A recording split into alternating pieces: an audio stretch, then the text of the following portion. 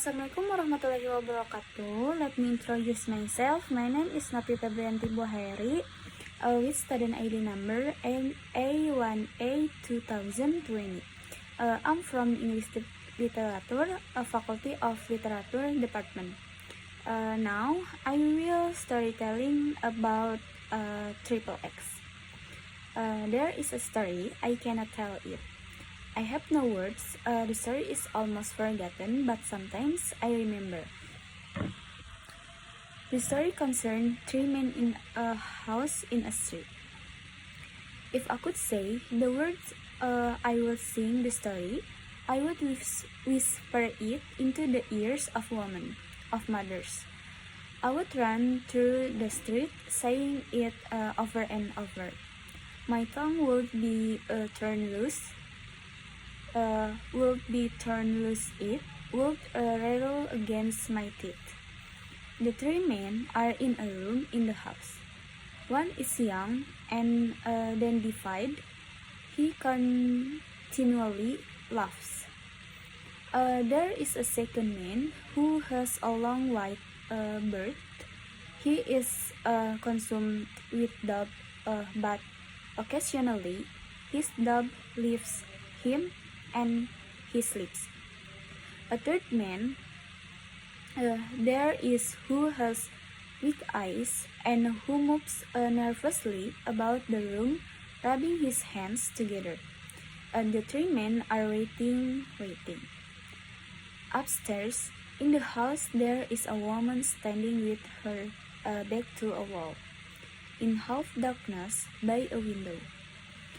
That is the foundation of my story, and everything I will ever know is distilled in it. I remember that a fourth man came to the house, a white, silent man. Everything was as silent as the sea at night. His feet on the stone floor of the room where the three men were made no sound. The man with the weak eyes became like a boiling liquid. He ran back and forth like a caged animal. The old gray man was infected by his nervousness. He kept pulling at his beard. The fourth man, the white one, went upstairs to the woman. There she was waiting. How silent the house was, how loudly all the clocks in the neighborhood ticked. The woman upstairs craved laugh. That must have been the story. She hungered for laugh with her whole being. She wanted to create in laugh. When the white silent man came into her presence, she sprang forward. Her lips were parted. There was a smile on her lips. The white one said nothing. In his eye there was no rebuke, no question. His eyes were as impersonal as stars. Downstairs, the weak one whined and ran back and forth like a little lost hungry dog. The gray one tried to follow him about, but presently grew tired and lay down on the floor to sleep. He never awoke again. The dandified fellow lay on the floor too.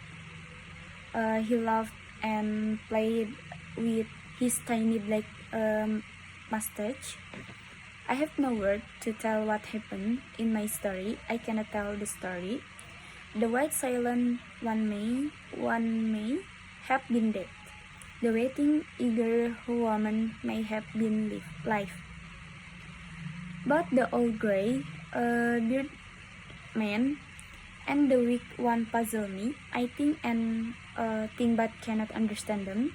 Most of the time, however, I do not think of them at all. I keep thinking about the dandified man who laughed all through my story. If I could understand him, I could understand everything. I could run through the world telling a wonderful story. I would no longer be dumb. Why was I not given words? Why am I dumb? I have a wonderful story to tell, but no way to tell it. Thank you for your attention. Wassalamualaikum warahmatullahi wabarakatuh.